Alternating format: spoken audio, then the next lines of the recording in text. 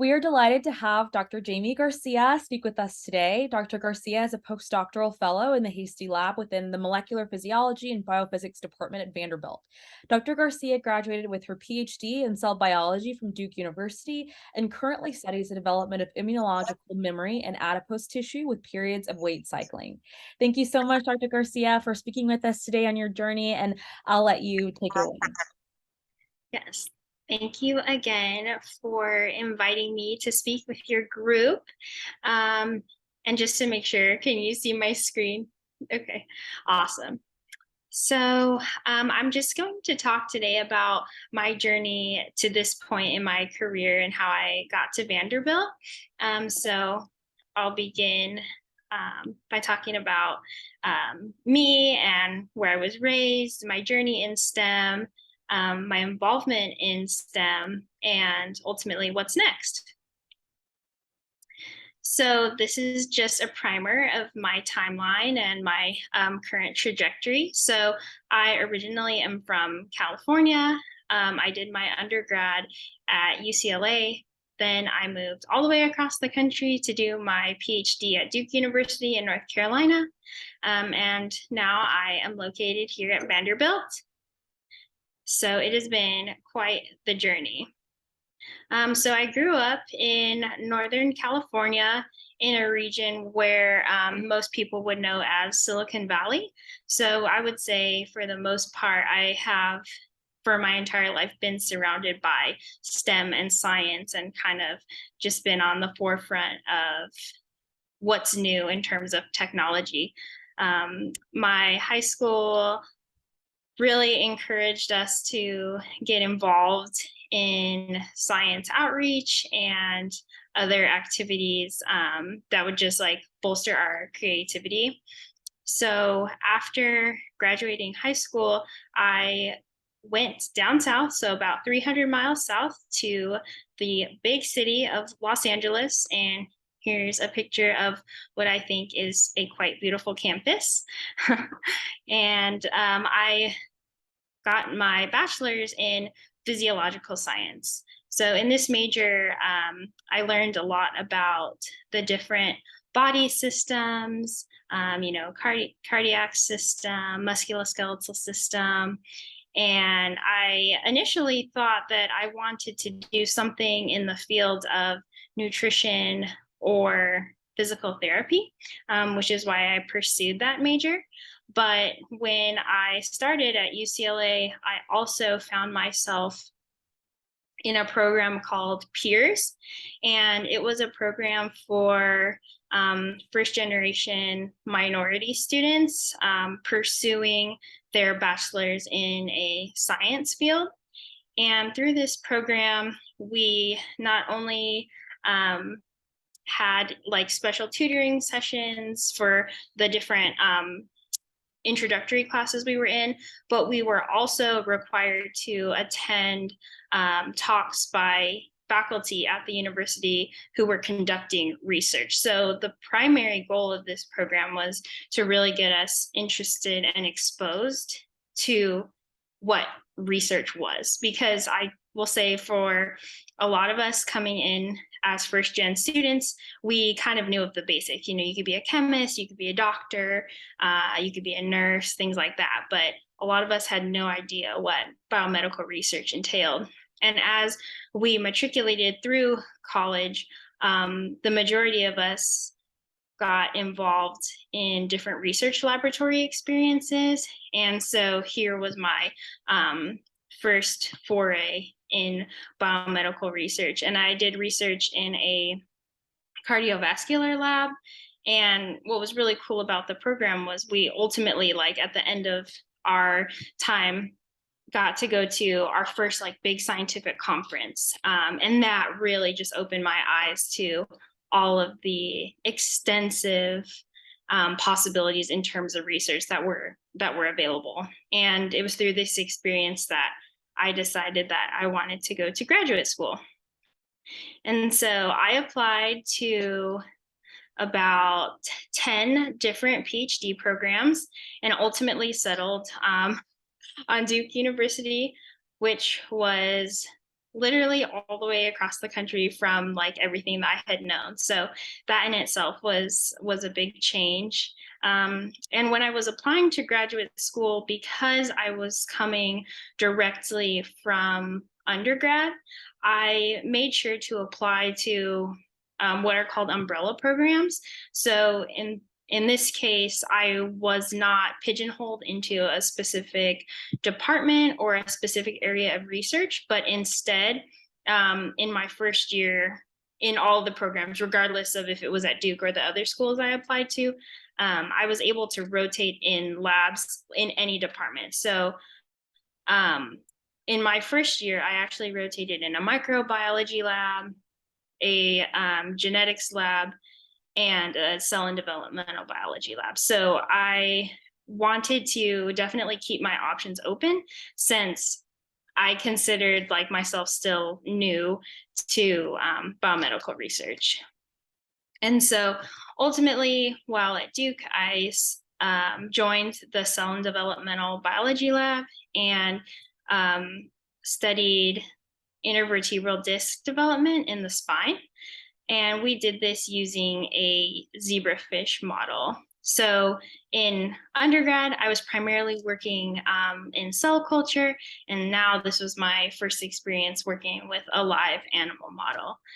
So I was able to acquire an entirely new skill set of techniques and experiences there. And so after I finished, oh yes, this is a photo of a presentation from Duke. And so after I finished my PhD, I still found myself really wanting to circle back to that foundation I had built at UCLA in physiology.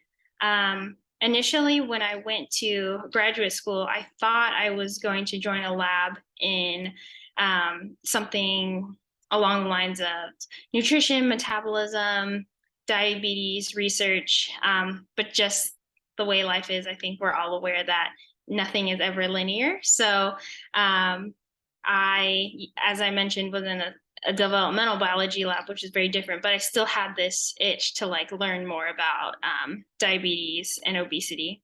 So I knew that when I was looking for my postdoctoral lab, that I wanted that to be a major focus.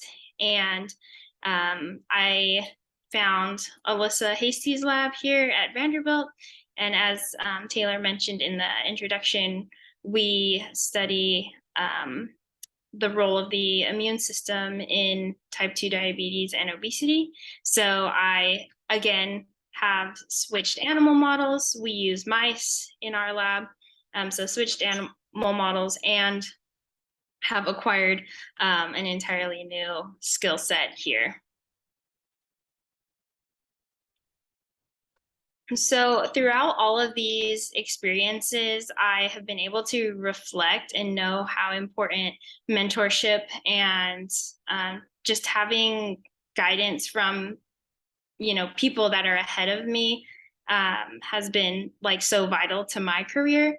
And so I made it a point once I started graduate school that I needed to kind of, extend my hand back down the ladder to help those coming up behind me.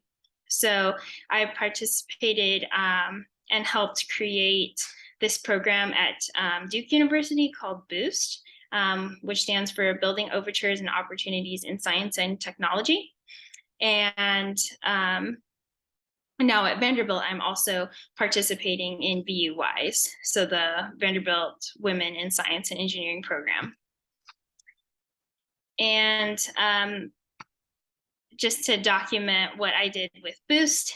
So for those of you who don't know, Duke is located in Durham, North Carolina, so a central part of the state. And we partnered with the Durham public school system to create a science outreach program that spanned the entire school year, so September through May, and primarily targeted underserved and underrepresented students, because I'm sure we've all heard now, but getting diverse people in the sciences is so important. Everyone has really unique and really important ideas to offer to the scientific community. So it's a goal of mine and a goal of many others to promote new faces into the STEM fields. So here we worked with 6th through 8th graders on basically a long-term science fair project throughout the year. And once students entered the program in 6th grade, they stayed with us throughout their entire middle school career to just really emphasize consistency in that STEM pipeline.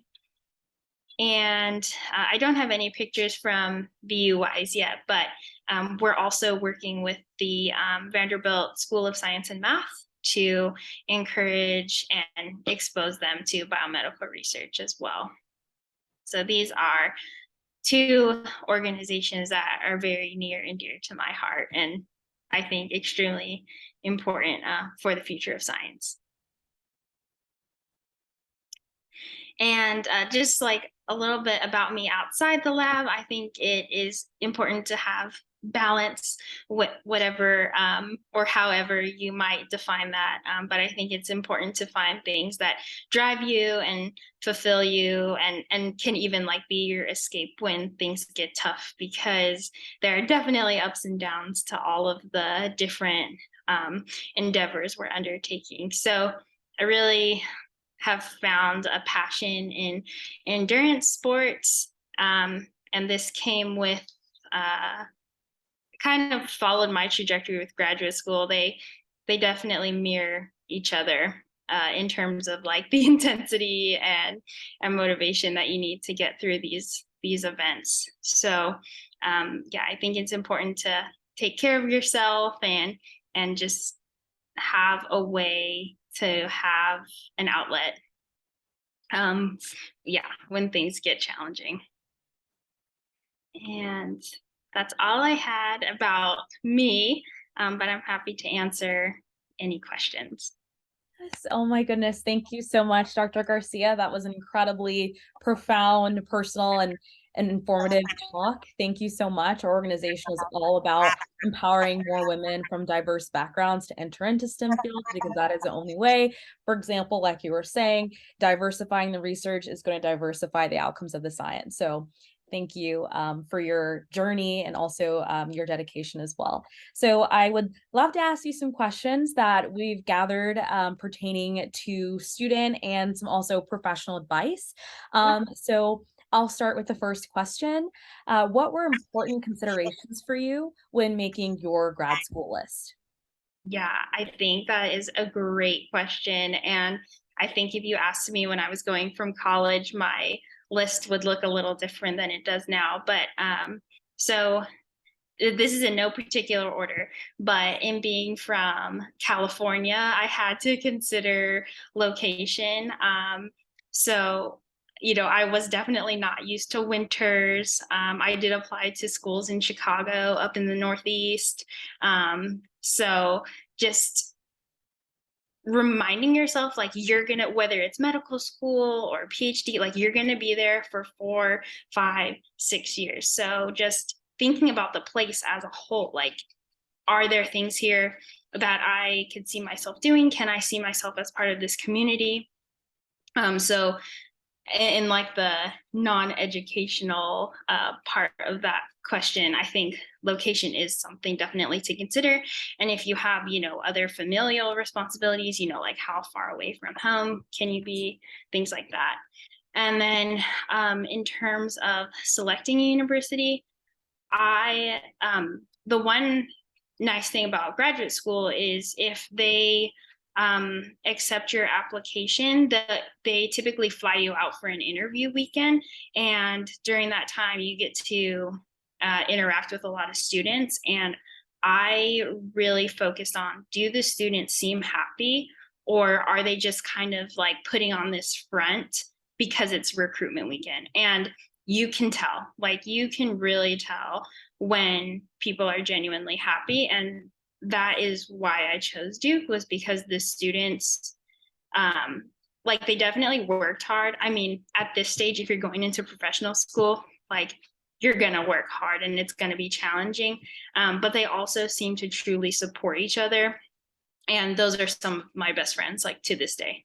So yeah, don't be afraid to ask, whether, regardless of like what kind of interview you're going for, like ask students how they get along with their colleagues, and like do they feel supported from their mentors and just like the faculty in general.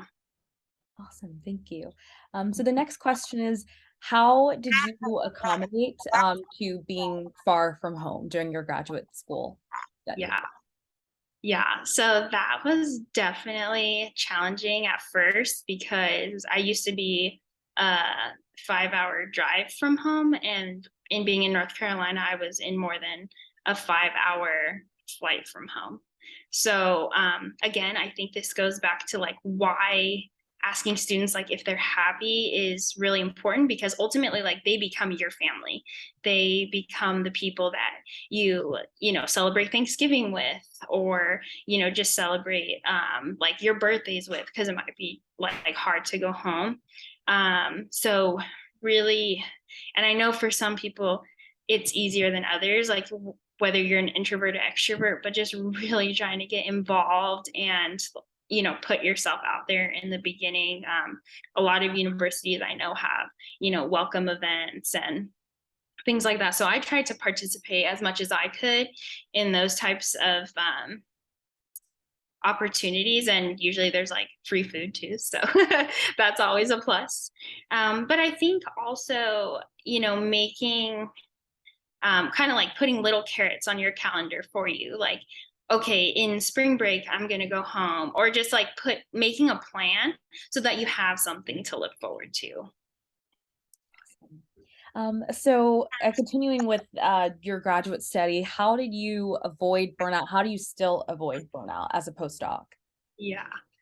These are all like really great questions, and I think so much more insightful than when I was in undergrad. So I'm really impressed. Um, but I think I found a hobby. So when I was in graduate school, I joined a gym, and then from there, I found friends that did those type of like endurance events, like marathons and triathlons. So for me, that was my piece. That was my way of being able to like shut everything off and just like be with myself. Um, and not worrying about an experiment that didn't work, or a piece of writing that I wasn't like super happy with, or a presentation, things like that. So I think definitely trying to find a hobby or something that like isn't work. It doesn't have to be fitness or anything, but like if you enjoy cooking, or um I mean, for example, like here in Tennessee, we're surrounded by so many like really nice parks, like just even going for a walk. And I I know this probably sounds really cliche after like COVID, but just getting outside, I think is huge. Definitely. Yeah. And So- I think, sorry to expand on that, something just popped in my head. I think in the beginning of graduate school, I was really bad at setting boundaries. When you are driven and, like I said earlier, going into a med school, a grad school, etc., law school, whatever, like you already have this personality where you want to be like a people pleaser, or like you you're driven, right? So it's hard to say no, and you want to, you know, stand out as, a good candidate, or like not give anybody a reason to be like, why did we like admit this person, but I think setting boundaries is important. So whether that means not answering emails after a certain time, or on the weekends, setting aside at least, a half a day to like not do anything work related is super important. And even to this day is something that I'm still working on. So it's not perfect, but learning how to say no, and especially as females, learning how to say no, because we're asked to do a lot of extra stuff all the time. It's a skill. So yeah, definitely still something I haven't perfected yet. Awesome. So the next question is a tiny bit different. How do you choose a mentor, whether that be, PI or just academic advisor or professional advisor, that sort? Yeah. So that was very different from graduate school to my postdoctoral career. So for um, graduate school, I was more interested in like, would the project or projects that this mentor is proposing, like, are those interesting to me? Versus when I applied to Dr. Hasty's lab for my postdoc, it was uh, like, what kind of leader is this person? So you can see that those criteria are like extremely different.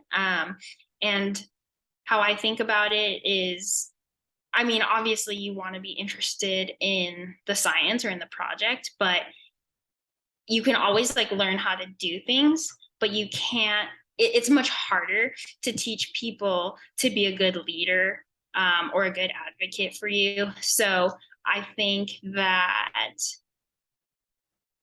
evaluating that person's like leadership management, kind of like the more softer like transferable skills, like what is their like EQ. I'm not sure if like you're familiar with that, but like their emotional like quotient, like, you know, those I think are extremely important criteria, because there's going to be times where it's you're in like a stressful or a time crunched um period, and like, how do they manage their stress, because that trickles down on you. So uh yeah, I think evaluating someone's leadership and management capabilities are really important.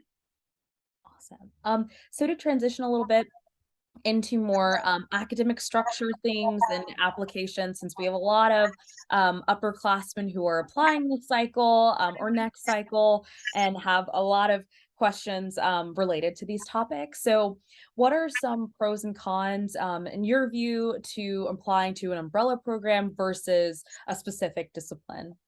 Yeah. So, as I mentioned, I did apply to only umbrella programs.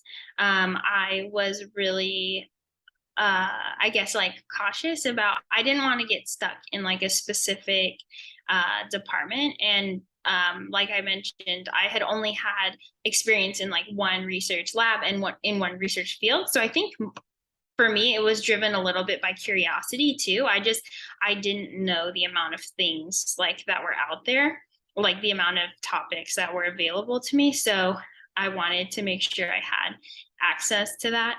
I think one con of that is that, for example, I rotated from a microbiology lab to genetics to a developmental lab. So I was like picking up little skills um, in these 8 to 12 week rotations, but each time I really felt like I was starting over, because everything was like so different. Like each lab was so different from each other. Whereas if you go into a program, like you specifically enter a department, a lot of the techniques at least, or even sometimes like the papers that the labs read will be similar. So whether, yeah, I think it just comes down to whether you're comfortable with, kind of like flip flopping all over the place, or like if you want to be more like streamlined. And that really depends by field too. Like I think like I have friends that were more in like the psychology, like neuroscience type of PhD research, and they actually went directly into a lab. So they didn't even like do the whole rotation thing. So that's something to really consider too, because there I feel like you could really be like stuck. But I will say I know plenty of people that have joined a lab and have switched during, some part of their PhD career. So it's not like the end of the world. And it is hard to predict from a 2 day long like weekend visit to know, exactly how everything's going to pan out. So just like giving yourself grace in that set too. Awesome. So, from your perspective, what do you believe makes a strong PhD applicant? Are there any things that you feel comfortable sharing about your application cycle that you think you did successfully and that kind of led to your positive outcome? Yeah. So I think just genuinely being curious is it goes a long way.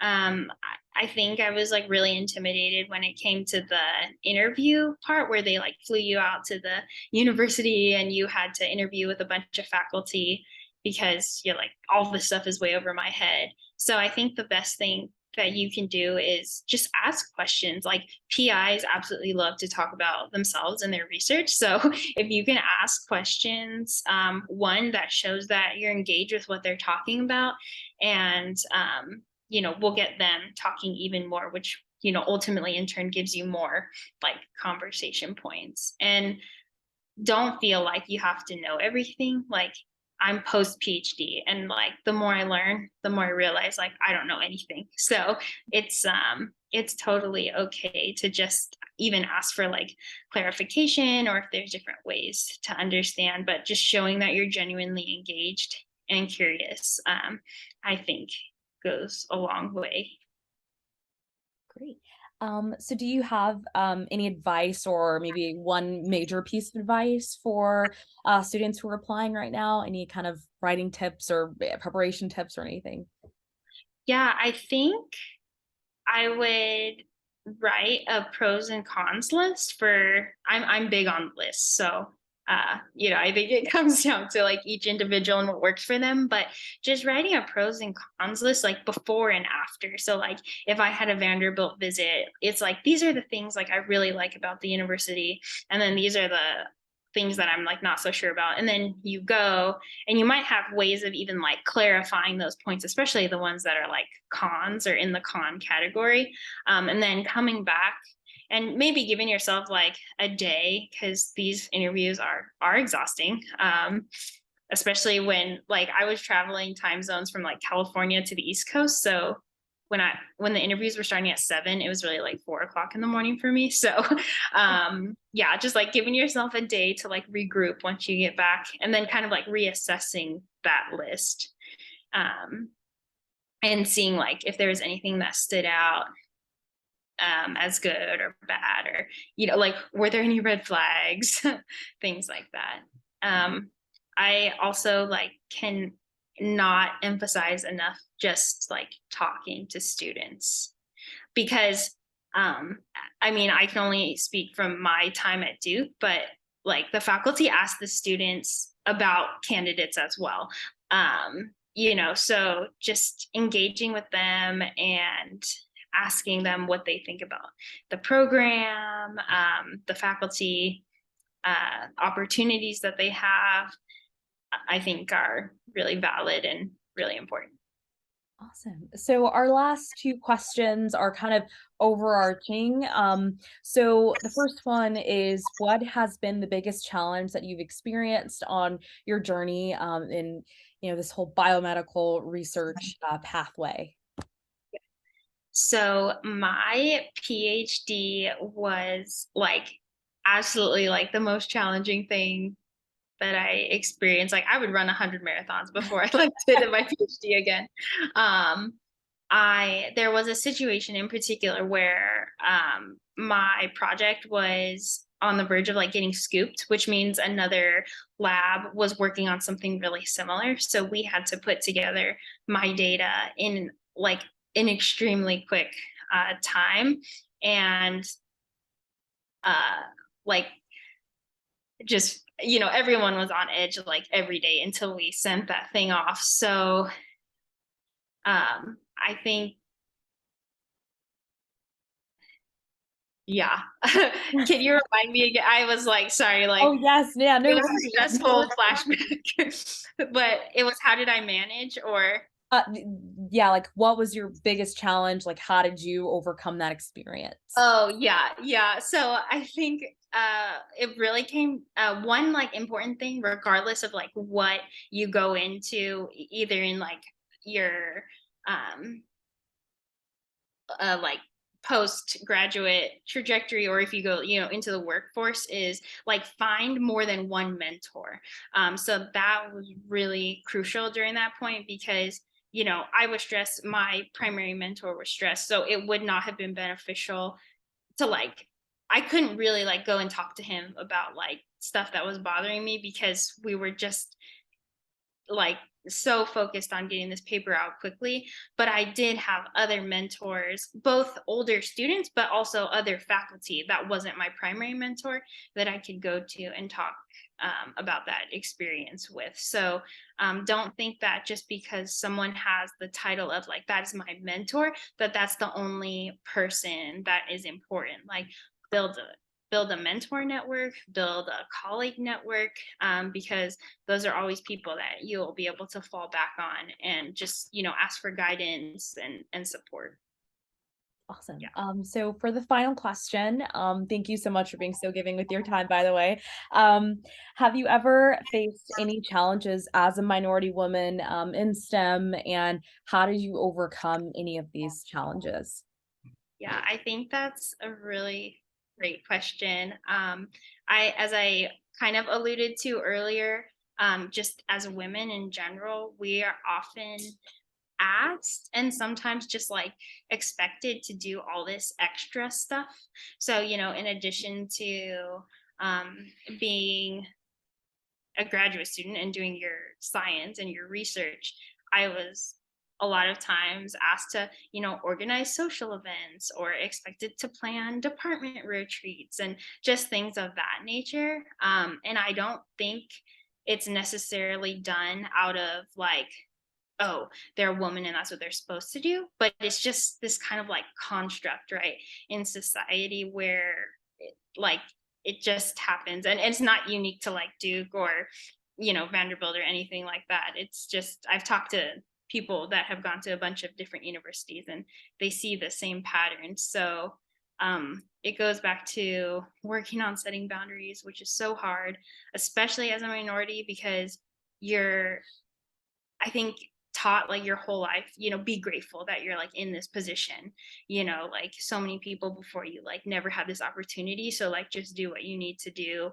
and like appreciate that you're here. But you also have to respect yourself. And if that means saying no, like this is too much for me to take on right now, or um, you know, just finding a way to set boundaries, which like I said, I am still working on to this day. So it's kind of like exercise. You have to flex that muscle and it's uncomfortable. But I think it's so important for not only like your mental health and your sanity, but also like if you're doing something, you want to do a good job. And if you're literally stretched so thin that you can't do it to the best of your ability, like nobody benefits from that. So just keeping that in mind. But again, it's so much easier said than done.